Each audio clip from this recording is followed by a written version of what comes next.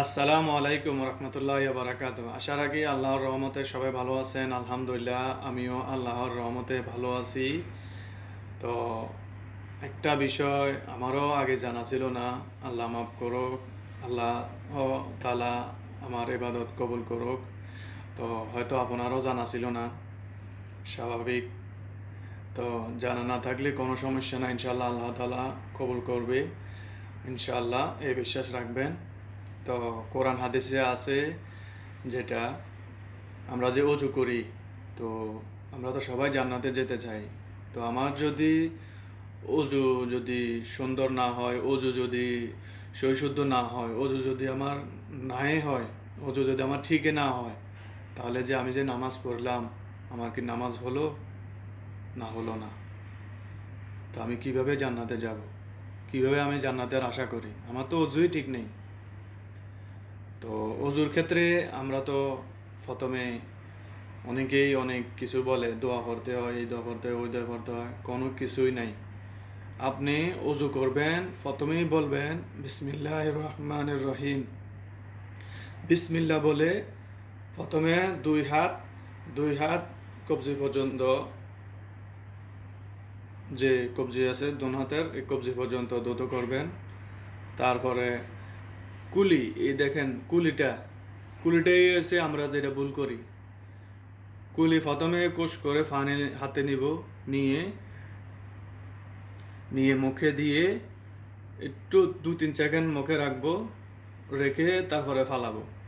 আবার পানি নেব, আবার 2-3 সেকেন্ড মুখে গড়গড়া কুলি করে ফালাবো, এভাবে 3 বার।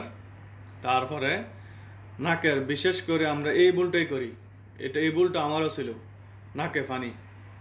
তো আমরা সবাই হাতে এভাবে কোষ করে পানি নাকে এইভাবে নিয়ে এইভাবে একটা টান দেব, একটা টান দিয়ে এরপরে জোরে হ্যাঁত হ্যাঁত করে পানিটা ফালা দেবো এবং নাক পরিষ্কার করবো। এভাবে তিনবার করে ফালাই দিব। ঠিক আছে?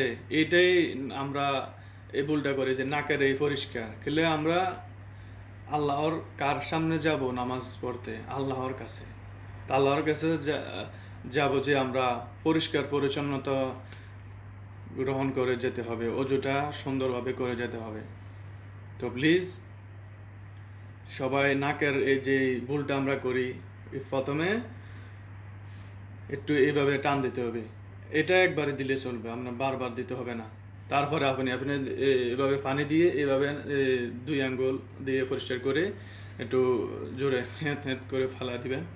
এভাবে নাক পরিষ্কার করে নেবেন এবং 3 বার মুখে পানি দিবেন। সুন্দরভাবে মুখে পানি দিবেন এভাবে। তো অনেকের দাড়ি আছে, দাড়ি খিলালে এভাবে করবেন, সুন্দরভাবে করে সুন্দর মতো 3 বার মুখমণ্ডল মাসাজ করে নেবেন। তো পরে 3 বার হাতের এই কনি, অনেকেরই কনি শুকনা থাকে। তো অল্প একটু যদি শুকনা থাকে আপনার অজু কিন্তু হবে না। তো কনি পর্যন্ত 3 বার দোনো হাত মাসাজ করে নেবেন। তো 3 বার হাত এভাবে, হাতে পানি দিয়ে এভাবে জারা দিয়ে এভাবে মাথা মাসাজ করে দিবেন। আর কানের ভিতরে এই আঙ্গুল দিয়ে এভাবে, আর এই এই এই দেখেন আমার এই 2 আঙ্গুল, এই এক আঙ্গুল ভিতরে যাবে আর এক আঙ্গুল এভাবে এই সাইডে, বাস এইভাবে দিয়ে আপনি অজু করবেন।